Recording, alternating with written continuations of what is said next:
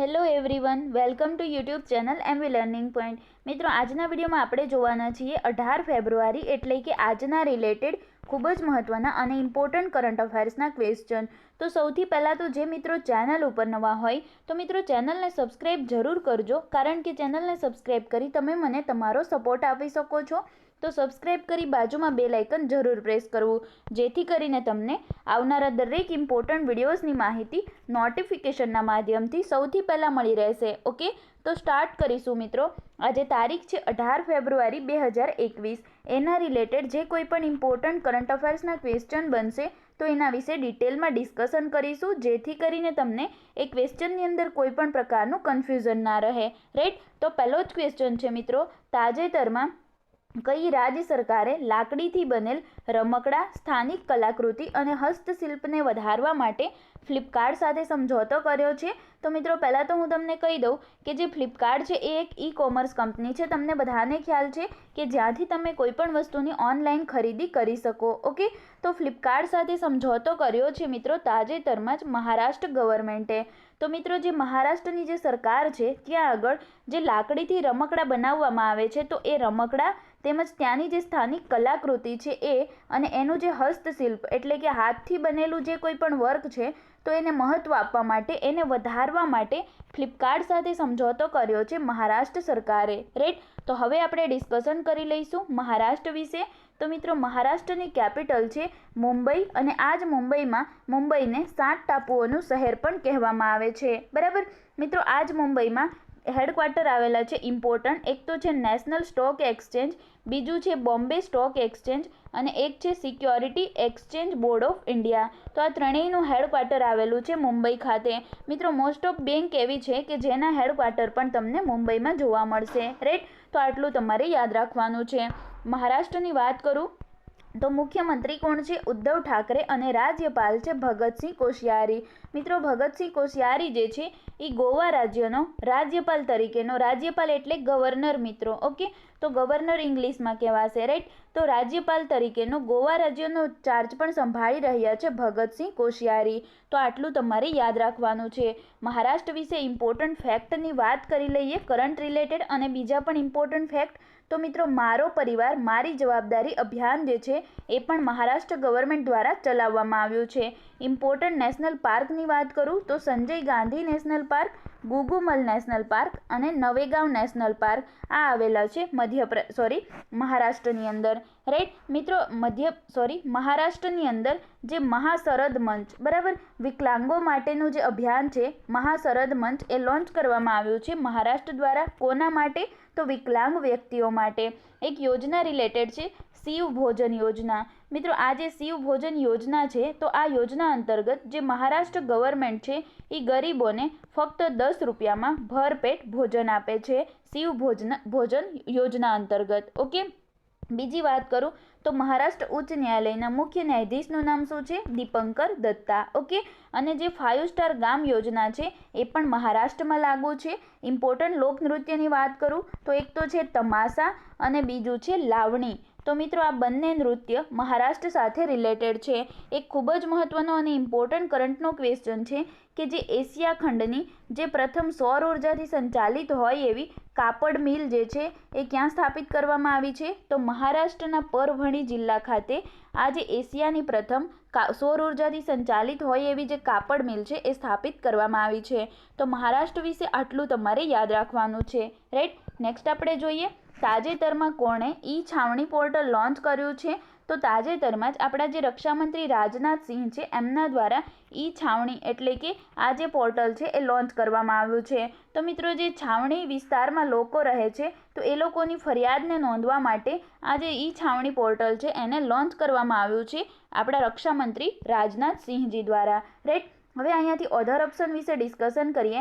એની પહેલાં મિત્રો આ જે રાજનાથસિંહ છે એમને થોડા સમય પહેલાં જ બેંગ્લોરમાં જે એરો ઇન્ડિયા શો જે છે 2021 એનું ઉદ્ઘાટન પણ કર્યું હતું બેંગ્લોરમાં. ઓકે, અધર ઓપ્શન વિશે વાત કરું તો મિત્રો ગજેન્દ્રસિંહ શેખાવત જે આપણા પ્રેઝન્ટ ટાઈમના કયા મંત્રી છે? તો જળશક્તિ મંત્રી છે. બરાબર, તો તાજેતરમાં જળશક્તિ મંત્રાલય દ્વારા જે ગોબરધન, યાદ રાખજો મિત્રો, ગોબરધન પોર્ટલ છે એ લોન્ચ કરવામાં આવ્યું છે જળશક્તિ મંત્રાલય દ્વારા, અને જળશક્તિ મંત્રી કોણ છે? ગજેન્દ્રસિંહ શેખાવત, બરાબર.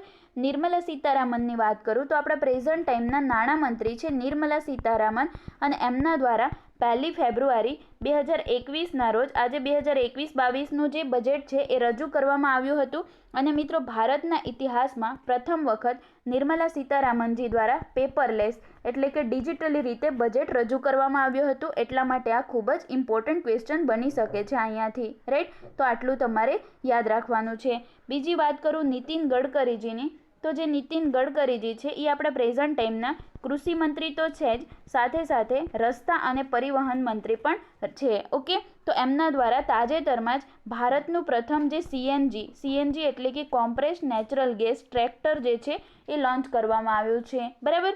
તો આટલું તમારે યાદ રાખવાનું છે. આ ક્વેશ્ચનમાંથી આટલા ફેક્ટ તમે નોટ્સ કરી શકો છો, રાઈટ. નેક્સ્ટ આપણે જોઈએ, તાજેતરમાં ટેસ્લા ભારતનું પ્રથમ વિનિર્માણ પ્લાન્ટ જે છે એ કયા રાજ્યમાં સ્થાપિત કરશે? તો મિત્રો, પહેલાં તો હું તમને કહી દઈશ, આ જે ટેસ્લા છે ઇલેક્ટ્રોનિક કાર માટેની એક કંપની છે જે ઇલેક્ટ્રોનિક કારનું નિર્માણ કરે છે, બરાબર. તો થોડા સમય પહેલાં જ આ ટેસ્લા દ્વારા ભારતમાં પોતાની પ્રથમ ઓફિસ પણ બેંગ્લોરમાં ઓપન કરવામાં આવી છે, બરાબર. તો અને તાજેતરમાં જ ટેસ્લાએ ભારતનું જે પ્રથમ વિનિર્માણ પ્લાન્ટ છે એ કર્ણાટકની અંદર સ્થાપિત કરવાની ઘોષણા કરી છે. ઓકે, અહીંયા તમે જોઈ પણ શકો છો ઇમેજની અંદર મિત્રો, જે એલન મસ્ક છે, આ છે એલન મસ્ક, બરાબર. તો એલન મસ્કની જ કંપની છે ટેસ્લા, બરાબર. મિત્રો, આ જે ટેસ્લા કંપની છે ઇલેક્ટ્રોનિક કારનું નિર્માણ કરે છે, અને એલન મસ્કની કંપની છે. અને એલન મસ્ક કોણ છે? ઇમેજની અંદર તમે જોઈ શકો છો, દુનિયાના સૌથી અમીર વ્યક્તિ છે એલન મસ્ક, બરાબર. તો આ જે કર્ણાટકના જે મુખ્યમંત્રી છે BS યેદુરપ્પા, રાઈટ. તો એમના દ્વારા ઘોષણા કરવામાં આવી છે કે કર્ણાટકમાં ઇન્વેસ્ટમેન્ટ પણ વધશે, જેના કારણે આ જે ટેસ્લા છે એ પોતાનો વિનિર્માણ પ્લાન્ટ સ્થાપિત કરશે એના કારણે. ઓકે, તો આટલું તમારે યાદ રાખવાનું છે. મિત્રો, જે કર્ણાટકની જે કેપિટલ છે બેંગ્લોર, બરાબર. તો ત્યાં આગળ ટેસ્લાએ પોતાની પ્રથમ ઓફિસ સ્થાપિત કરવામાં આવી છે. ઓકે, બીજી વાત કરું તો અમેરિકાની એક પ્રાઇવેટ સ્પેસ કંપની છે જેનું નામ છે સ્પેસ એક્સ, બરાબર. તો ટેસ્લાની સાથે સાથે આ જે સ્પેસ એક્સ કંપની છે એના પણ માલિક છે એલન મસ્ક. તો આ પણ તમે યાદ રાખી શકો છો. હવે આપણે વાત કરી લઈશું કર્ણાટક વિશે. તો કર્ણાટકની કેપિટલ શું છે? બેંગ્લોર, જે વૃષભાવતી નદીના કિનારે વસેલું છે. ભારતની પ્રથમ ગર્લ્સ ફૂટબોલ એકેડેમી જે બેંગ્લોરમાં આવેલી છે, અને આ જ બેંગ્લોરને સિલિકોન સિટી અથવા તો સિલિકોન વેલી તરીકે પણ ઓળખવામાં આવે છે. કર્ણાટક ઉચ્ચ ન્યાયાલયના મુખ્ય ન્યાયાધીશનું નામ શું છે? તો અભય શ્રીનિવાસ. ઓકે, લોકસભાની સીટો હોય છે 28 અને રાજ્યસભાની સીટો હોય છે 12 જેટલી. કર્ણાટકના મુખ્યમંત્રી કોણ છે? BS યેદુરપ્પા, અને રાજ્યપાલ છે વજુભાઈ વાળા, રાઈટ. ઇમ્પોર્ટન્ટ નેશનલ પાર્કની વાત કરું જે કર્ણાટકમાં આવેલા છે, તો એક તો છે અંસી, બીજું છે કુદ્રેમુખા, પછી છે બંદરઘટ્ટા અને નાગરહોલ. તો આ 4 ઇમ્પોર્ટન્ટ નેશનલ પાર્ક આવેલા છે કર્ણાટકમાં. 2 ઇમ્પોર્ટન્ટ લોકનૃત્ય છે, એક તો છે યક્ષગાન, બરાબર. તો આ તમારે યાદ રાખવાનું છે, અને બીજું છે ડોલુ કનિતા, રાઈટ. બીજી વાત કરું તો કર્ણાટકની અંદર એક તો આવેલો છે અલમાટી બાંધ જે કૃષ્ણા નદી ઉપર આવેલો છે, બરાબર. અને બીજો છે કૃષ્ણ રાજસાગર બંધ જે કાવેરી નદી ઉપર આવેલો છે. તો આ 2 બંધ તમે યાદ રાખી શકો છો કઈ નદી ઉપર આવેલો છે એની સાથે. બીજી વાત કરું તો ભારતનું પ્રથમ જે ચંદન સંગ્રહાલય છે એ સ્થાપિત કરવામાં આવ્યું છે કર્ણાટકમાં. અને તાજેતરમાં જ થોડા સમય પહેલાંની જ વાત છે મિત્રો, ઇન્ડિયા ઇનોવેશન ઇન્ડેક્સ 2.0 જે જાહેર કરવામાં આવ્યો. કોના દ્વારા જાહેર કરાય છે આ ઇન્ડેક્સ? યાદ રાખજો મિત્રો કે કોના દ્વારા કયું ઇન્ડેક્સ જાહેર કરાય છે. તો નીતિ આયોગ દ્વારા જે ઇન્ડિયા ઇનોવેશન ઇન્ડેક્સ 2.0 જાહેર કરાયું એમાં ટોપ પર રહ્યો છે કર્ણાટક. તો આ પણ તમે યાદ રાખી શકો છો. મિત્રો, કર્ણાટકમાં એક ઇમ્પોર્ટન્ટ શહેર આવેલું છે હુબલી, બરાબર. તો આ હુબલી જે છે ત્યાં આગળ દુનિયાનું સૌથી મોટું રેલવે પ્લેટફોર્મ બનીને તૈયાર થઈ ગયું છે. અને આ જ હુબલીમાંથી જે કોરોનાનો પ્રથમ એવો દર્દી કે જે પ્લાઝમા થેરાપીથી સારો થયો હોય એવો કોરોનાનો પ્રથમ દર્દી ક્યાંનો હતો? હુબલીનો. જ્યારે કોરોનાનો પ્રથમ દર્દી ક્યાંથી મળ્યો હતો? તો એ મળ્યો હતો કેરળમાંથી, બરાબર. જ્યારે પ્લાઝમા થેરાપીથી સારો થનાર પ્રથમ વ્યક્તિ કર્ણાટકના હુબલીમાંથી. તો આટલું તમે યાદ રાખી શકો છો આ ક્વેશ્ચનની અંદરથી, રાઈટ. તો હવે આપણે આગળ જોઈશું. નેક્સ્ટ ક્વેશ્ચન છે, તાજેતરમાં પ્રધાનમંત્રી નરેન્દ્ર મોદીએ કયા રાજ્યમાં મહારાજા સુહેલદેવના સ્મારકનો શિલાન્યાસ કર્યો છે? તો મિત્રો ઉત્તર પ્રદેશમાં પ્રધાનમંત્રી નરેન્દ્ર મોદીજી દ્વારા મહારાજા સુહેલદેવ જે છે એના સ્મારકનો શિલાન્યાસ કરવામાં આવ્યો છે વિડીયો કોન્ફરન્સના માધ્યમથી. ઉત્તર પ્રદેશના બહેરાઇચમાં વિડીયો કોન્ફરન્સના માધ્યમથી આ જે મહારાજા સુહેલદેવ છે એના સ્મારકનો શિલાન્યાસ કરવામાં આવ્યો છે. આ જે સ્મારક છે એ 40 ફૂટ ઊંચી છે, જે કાંસાની પ્રતિમા છે. અહીંયા તમે ઇમેજમાં પણ જોઈ શકો છો મિત્રો, આ પ્રકારની મહારાજા સુહેલદેવની 40 ફૂટ ઊંચી પ્રતિમા, જે કાંસાની પ્રતિમા છે, એને ઉદ્ઘાટન કરવામાં આવ્યું છે પ્રધાનમંત્રી નરેન્દ્ર મોદીજી દ્વારા ઉત્તર પ્રદેશના બહેરાઇચ ખાતે. બરાબર મિત્રો, મહારાજા સુહેલદેવનું નામ તમે ક્યાંક સાંભળ્યું હશે. 11મી સદીમાં જે ઉત્તર પ્રદેશનો જિલ્લો છે શ્રાવસ્તી, આ નામ તમે સાંભળ્યું છે મિત્રો. આપણે કરંટની અંદર આની વિશે ડિસ્કશન કરેલ છે. જે ઉત્તર પ્રદેશનો એક જિલ્લો છે શ્રાવસ્તી જિલ્લો, જે તાજેતરમાં જ નીતિ આયોગ દ્વારા આકાંક્ષી જિલ્લાઓની લિસ્ટ જાહેર કરાઈ, તો એમાં ટોપ પર રહ્યો છે ઉત્તર પ્રદેશનો શ્રાવસ્તી જિલ્લો. બરાબર, તો આ જ વાત છે મિત્રો કે 11મી સદીમાં જે શ્રાવસ્તી જે આ જિલ્લો છે ત્યાંના સમ્રાટ રહી ચૂક્યા હતા મહારાજા સુહેલદેવ. બરાબર, અને ખૂબ જ શક્તિશાળી સમ્રાટ ગણવામાં આવતા હતા. મિત્રો, મહારાજા સુહેલદેવ ઉપર એક પુસ્તક પણ લખવામાં આવ્યું છે અમીશ ત્રિપાઠી દ્વારા. એ પુસ્તકનું નામ શું છે? તો legend of Suheldev, the king who save India. બરાબર, તો આ પુસ્તક લખવામાં આવ્યું છે અમીશ ત્રિપાઠી દ્વારા મહારાજા સુહેલદેવ ઉપર. બરાબર, આ જે સુહેલદેવ છે એમણે મહમૂદ ગઝનવીના ભાણેજ સાલાર મસૂદને પણ માર્યો હતો. તો અહીંયાથી તમે આટલી વસ્તુ યાદ રાખી શકો છો મહારાજા સુહેલદેવ વિશે. હવે આપણે ડિસ્કશન કરશું ઉત્તર પ્રદેશ વિશે. ઉત્તર પ્રદેશની કેપિટલ છે લખનઉ. લખનઉ જે ગોમતી નદીના કિનારે વસેલું છે. બરાબર, મુખ્યમંત્રી છે યોગી આદિત્યનાથ અને રાજ્યપાલ છે આનંદીબેન પટેલ. રાઈટ, આનંદીબેન પટેલ જે મધ્યપ્રદેશનો રાજ્યનો રાજ્યપાલ તરીકેનો વધારાનો ચાર્જ પણ સંભાળી રહ્યા છે. મિત્રો, સૌથી વધુ લોકસભાની સીટો 80 જેટલી ઉત્તર પ્રદેશમાંથી આવે છે અને રાજ્યસભાની સીટો હોય છે 31 જેટલી. ઇમ્પોર્ટન્ટ નેશનલ પાર્કની વાત કરું તો એક તો છે દુધવા નેશનલ પાર્ક અને બીજું છે પીલીભાટ ટાઈગર રિઝર્વ. એમાંથી પીલીભાટ ટાઈગર રિઝર્વ ઇમ્પોર્ટન્ટ છે કારણ કે કરંટની જ વાત કરું તો થોડા સમય પહેલાં જ જે વાઘની સંખ્યા છે એને બમણી કરવા માટે T×2 એટલે કે T×2 આંતરરાષ્ટ્રીય એવોર્ડ આપવામાં આવ્યો હતો પીલીભાટ ટાઈગર રિઝર્વને. બીજી વાત કરું તો PM સ્વનિધિ યોજના. આ સ્વનિધિનું પૂરું નામ શું થશે? તો પ્રધાનમંત્રી સ્ટ્રીટ વેન્ડર આત્મનિર્ભર નિધિ યોજના. તો આના કાર્યાન્વયનમાં પણ ટોપ પર રહ્યું છે ઉત્તર પ્રદેશ રાજ્ય. બરાબર, 2-3 ઇમ્પોર્ટન્ટ ફેક્ટ જાણી લઈએ ઉત્તર પ્રદેશ વિશે. તો ભારતની સૌથી મોટી અને સૌથી સુંદર ફિલ્મ સિટી જે છે એ ક્યાં બનીને તૈયાર થશે? તો ઉત્તર પ્રદેશમાં. અને ભારતનો પ્રથમ જે લેધર પાર્ક છે એ પણ ક્યાં સ્થાપિત છે? ઉત્તર પ્રદેશમાં. અને તાજેતરમાં જ મિત્રો ઉત્તર પ્રદેશમાં લેન્ડ હોલ્ડર એટલે શું? તો કે જે જમીન ધારકો છે એમના માટે 16 ડિજિટનો એક યુનિકોડ જાહેર કરવાની ઘોષણા પણ કરવામાં આવી છે ઉત્તર પ્રદેશ ગવર્મેન્ટ દ્વારા. રાઈટ, હવે આપણે આગળ જોઈશું નેક્સ્ટ ક્વેશ્ચન. આંતરરાષ્ટ્રીય ક્રૂઝ મિસાઇલ સાગરિકા ભારતમાં પ્રથમ પૂર્ણ આંતરરાષ્ટ્રીય ક્રૂઝ ટર્મિનલ છે. તો તેનું ઉદ્ઘાટન કયા સ્થાન પર થયું છે? તો આ ઇમ્પોર્ટન્ટ છે મિત્રો એટલા માટે કારણ કે સાગરિકા જે છે એ એક ક્રૂઝ ટર્મિનલ છે, પરંતુ કેવું ક્રૂઝ ટર્મિનલ છે? આંતરરાષ્ટ્રીય ક્રૂઝ ટર્મિનલ છે. અને ભારતમાં એવું પ્રથમ પૂર્ણ આંતરરાષ્ટ્રીય ક્રૂઝ ટર્મિનલ છે જેનું ઉદ્ઘાટન કોચીન પોર્ટ ટ્રસ્ટ પર કરવામાં આવ્યું છે. બરાબર, તો હવે અહીંયાથી આપણે જોઈએ તો મિત્રો પહેલાં તો તમને ખ્યાલ હોવો જોઈએ ટર્મિનલ કોને કહેવાય. તો જેમ કે ટ્રેન હોય, બરાબર, તો ટર્મિનલ એટલે એવું છેલ્લું સ્ટેશન. ટૂંકમાં યાદ રાખવું હોય તો ટર્મિનલ એટલે કે છેલ્લું સ્ટેશન. બરાબર, કે ત્યાંથી આગળ કોઈ પણ ટ્રેન ના જઈ શકે. તેવી જ રીતે આપણે જોઈએ તો જે ક્રૂઝ ટર્મિનલ છે એની અંદર એવું જોવા જઈએ તો સાગરિકા જે છે, બરાબર, ક્રૂઝ ટર્મિનલનું નામ શું છે? સાગરિકા. તો આ જે સાગરિકા છે એ એક આંતરરાષ્ટ્રીય ક્રૂઝ ટર્મિનલ છે. રાઈટ, જે ટોટલ 25.72 કરોડની ફાળવણીથી તૈયાર કરવામાં આવ્યું છે. અને ભારતમાં ડોમેસ્ટિક ક્રૂઝ ટર્મિનલ એટલે કે ભારતમાં જ વર્ક કરે છે તેવા ટર્મિનલ તો ઘણા બધા છે, પરંતુ આ ભારતની પ્રથમ પૂર્ણ આંતરરાષ્ટ્રીય ક્રૂઝ ટર્મિનલ છે. એટલા માટે આ ઇમ્પોર્ટન્ટ છે અને એનું જ ઉદ્ઘાટન તાજેતરમાં કોચીન પોર્ટ ટ્રસ્ટ પર કરવામાં આવ્યું છે. તો આટલું તમારે યાદ રાખવાનું છે. નેક્સ્ટ આપણે જોઈએ તાજેતરમાં કયા દેશે હ્યુમન્સ ઇન સ્પેસ પોલિસી 2021ના ડ્રાફ્ટનું અનાવરણ કર્યું છે? તો તાજેતરમાં જ જે આપણો ભારત દેશ છે, બરાબર, તો ભારત દેશ દ્વારા હ્યુમન્સ ઇન સ્પેસ પોલિસી 2021ના ડ્રાફ્ટનું અનાવરણ કરવામાં આવ્યું છે. રાઈટ, તો હવે આપણે ડિસ્કશન કરીએ તો મિત્રો જે ઈસરો છે, બરાબર. તો એનું જે ઈસરો દ્વારા એનું અનાવરણ કરવામાં આવ્યું છે, પરંતુ હજુ કેન્દ્ર સરકારને નથી મોકલવામાં આવ્યું, જેમાં એવું કહેવામાં આવ્યું છે કે અંતરિક્ષમાં માનવને મોકલવા માટે ઈસરોની શું તૈયારી છે, અથવા તો અંતરિક્ષની દુનિયામાં 2021માં ઈસરો દ્વારા કયા કયા કામ કરવામાં આવશે, તો એના વિશેની આ પોલિસી તૈયાર કરવામાં આવી છે અને આ જ પોલિસીના ડ્રાફ્ટનું અનાવરણ કરવામાં આવ્યું છે આપણા ભારત દેશ દ્વારા, રાઈટ. તો આ બધી વસ્તુ ઉપર રિપોર્ટ તૈયાર કરવામાં આવ્યો છે. તો આ જ છે human in space policy 2021, right. તો હવે આપણે વાત કરીશું ઈસરો વિશે.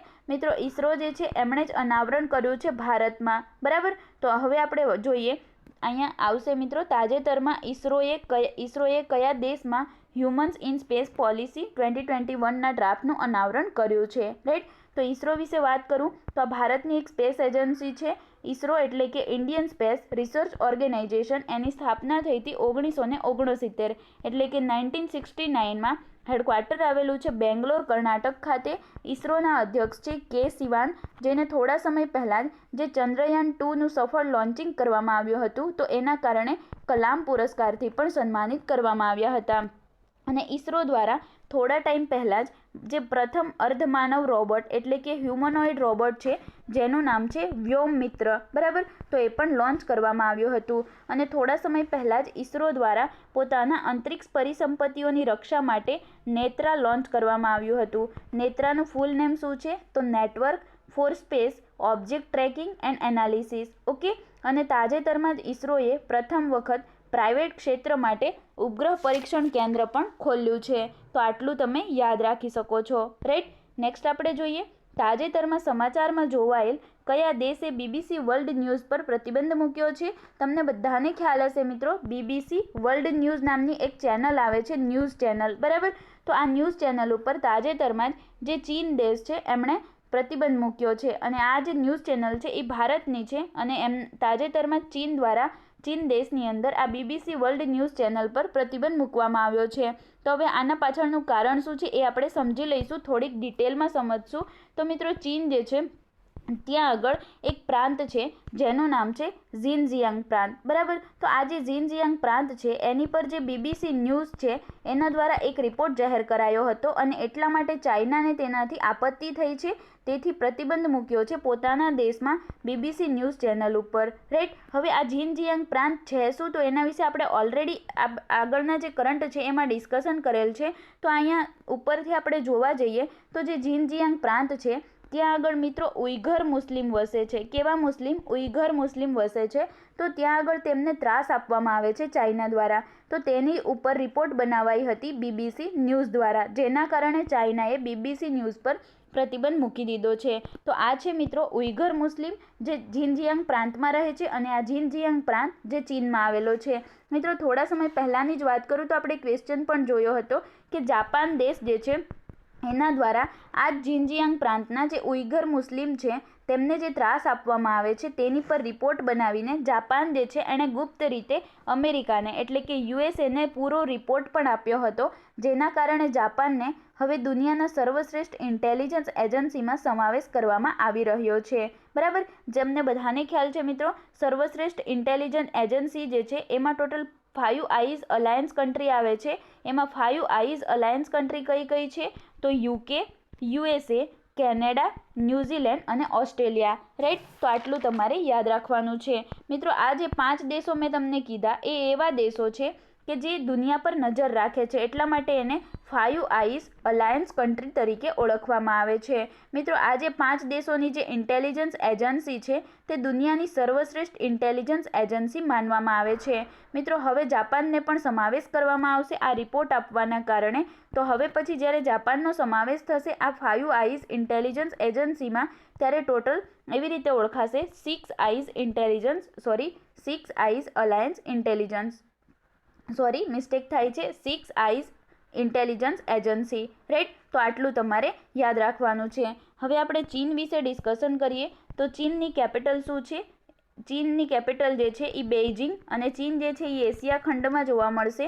અને ચીનની કરન્સી છે રેઇનમિનબી અને ચીનના પ્રેસિડેન્ટ છે ઝી જિનપિંગ, રાઈટ. હવે આપણે બીજી વાત કરીએ તો મિત્રો, ચીન જે છે એ દુનિયાનો સૌથી મોટો, જનસંખ્યાની દ્રષ્ટિએ સૌથી મોટો દેશ ગણવામાં આવે છે, રાઈટ. તો આટલું તમારે યાદ રાખવાનું છે. હવે આપણે નેક્સ્ટ જોઈશું. તો નેક્સ્ટ ક્વેશ્ચન છે, કયા દેશની રનર બીટ રિકી ચેપકોચીએ 5 કિલોમીટર રોડ રેસને 14 મિનિટ 43 સેકન્ડમાં પૂરી કરીને વિશ્વ રેકોર્ડ બનાવ્યો છે? તો મિત્રો જે કેન્યા દેશની આ જે બીટરીકે ચેપકોચ જે છે એમણે 5 જ કિલોમીટર રોડ રેસ જે છે એને ફક્ત 14 મિનિટ અને 43 સેકન્ડમાં પૂરી કરીને વર્લ્ડ રેકોર્ડ બનાવી દીધો છે. ઇમેજમાં તમે જોઈ પણ શકો છો. આનું નામ શું છે? તો બીટરીકે ચેપકોચ, બરાબર, જે માત્ર 29 વર્ષની છે અને પોતાના નામે વર્લ્ડ રેકોર્ડ બનાવી દીધો છે, રાઈટ, જે કેન્યાથી બિલોંગ કરે છે. કેન્યાની વાત કરું તો કેન્યા જે છે એ આફ્રિકા ખંડમાં આવેલ છે. કેન્યાની કેપિટલ શું છે? તો નેરોબી અને કરન્સી છે કિનિયન શિલિંગ, રાઈટ. હવે આપણે આફ્રિકા ખંડની વાત કરીએ તો મિત્રો જે આફ્રિકા ખંડ છે એ જનસંખ્યા અને ક્ષેત્રફળ બંનેની દ્રષ્ટિએ વિશ્વનો સૌથી મોટો બીજા નંબરનો ખંડ ગણવામાં આવે છે. તો મિત્રો જનસંખ્યા અને ક્ષેત્રફળની દ્રષ્ટિએ વિશ્વનો પહેલા નંબરનો ખંડ કયો છે? તો એ છે એશિયા ખંડ. સેકન્ડ નંબર ઉપર આવે છે આફ્રિકા ખંડ. તો આટલું તમારે યાદ રાખવાનું છે. ઓકે, હવે આપણે આગળ જોઈશું. નેક્સ્ટ ક્વેશ્ચન છે, ઇસરોએ કઈ કંપની સાથે મળીને રાષ્ટ્રીય સ્તર પર મેપિંગ પોર્ટલ અને ભૂસ્થાનિક સેવા પ્રદાન કરવાની ઘોષણા કરી છે? તો મિત્રો ઇસરો જે છે એમણે મેપ માય ઇન્ડિયા સાથે મળીને રાષ્ટ્રીય સ્તર પર મેપિંગ પોર્ટલ અને ભૂસ્થાનિક સેવા પ્રદાન કરવાની ઘોષણા કરી છે, બરાબર. તો તમે મોટા ભાગે મિત્રો તમે ક્યાંક જાઓ છો તો ગૂગલ મેપનો ઉપયોગ કરો છો, જે બધાના ફોનમાં હોય જ છે. અને આ જે ગૂગલ મેપ છે એ એક વિદેશી કંપની છે, બરાબર. જ્યારે મેપ માય ઇન્ડિયા છે એ ભારતની કંપની છે. તો એની જ સાથે ઇસરોએ ટાઈઅપ કર્યું છે અને ઇસરો અને મેપ માય ઇન્ડિયા એના દ્વારા ટાઈઅપ કરીને મેપિંગ પોર્ટલ ડેવલપ કરવામાં આવશે, જેને ભુવન તરીકે ઓળખવામાં આવશે.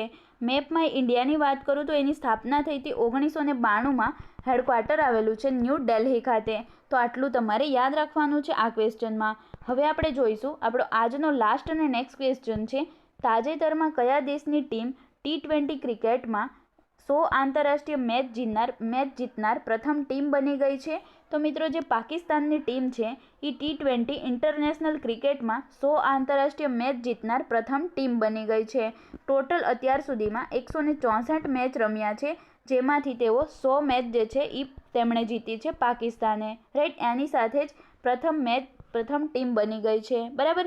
અને સેકન્ડ નંબર ઉપર છે આપણો ભારત દેશ. ટોટલ 85 મેચ જીતીને સેકન્ડ નંબર ઉપર રહ્યો છે. ઓકે, તો હવે આપણે વાત કરી લઈશું પાકિસ્તાનની. તો મિત્રો પાકિસ્તાન જે છે એની કેપિટલ શું છે? ઇસ્લામાબાદ. પ્રધાનમંત્રી છે ઇમરાન ખાન અને પ્રેસિડન્ટ છે આરિફ અલ્વી, રાઈટ. ભારત અને પાકિસ્તાનને વિભાજિત કરનારી રેખાનું નામ શું છે? તો એનું નામ છે રેડ ક્લિપ રેખા. જ્યારે ભારત અને ચાઇનાને અલગ કરનારી રેખાનું નામ શું છે? તો એનું નામ છે મેકમોહન રેખા. ઓકે, ઇમ્પોર્ટન્ટ 3 મિસાઇલ છે પાકિસ્તાન રિલેટેડ, જેનું સફળ પરીક્ષણ થોડા સમય પહેલાં જ કરવામાં આવ્યું હતું. એક તો છે શાહીન 3 મિસાઇલ, રાઈટ. બીજી છે ગઝનવી મિસાઇલ અને તાજેતરમાં જ પાકિસ્તાન દ્વારા બાબર ક્રૂઝ મિસાઇલનું પણ સફળ પરીક્ષણ કરવામાં આવ્યું છે. એમાંથી શાહીન 3 અને ગઝનવી બેલિસ્ટિક મિસાઇલ છે, જ્યારે આ જે બાબર છે એ ક્રૂઝ મિસાઇલ છે, બરાબર. તો આ તમારે યાદ રાખવાનું છે, રાઈટ. તો આજના આપણા ખૂબ જ મહત્ત્વના અને ઇમ્પોર્ટન્ટ ક્વેશ્ચન એ કમ્પ્લીટ થાય છે. જો વિડીયો ગમ્યો હોય તો વિડીયોને એક લાઇક જરૂર કરજો મિત્રો. સાથે સાથે તમારા સ્ટડી રિલેટેડ ગ્રુપમાં એક મિનિમમ શેર તો તમે કરી જ શકો છો. અને ચેનલને સબસ્ક્રાઈબ કરવાનું બિલકુલ ના ભૂલશો મિત્રો. ચેનલને સબસ્ક્રાઈબ કરી બાજુમાં બેલ આઇકન જરૂર પ્રેસ કરી દેવું, જેથી કરીને તમને આવનારા દરેક ઇમ્પોર્ટન્ટ વિડીયોઝની માહિતી નોટિફિકેશનના માધ્યમથી સૌથી પહેલાં મળી રહેશે. Okay, thank you.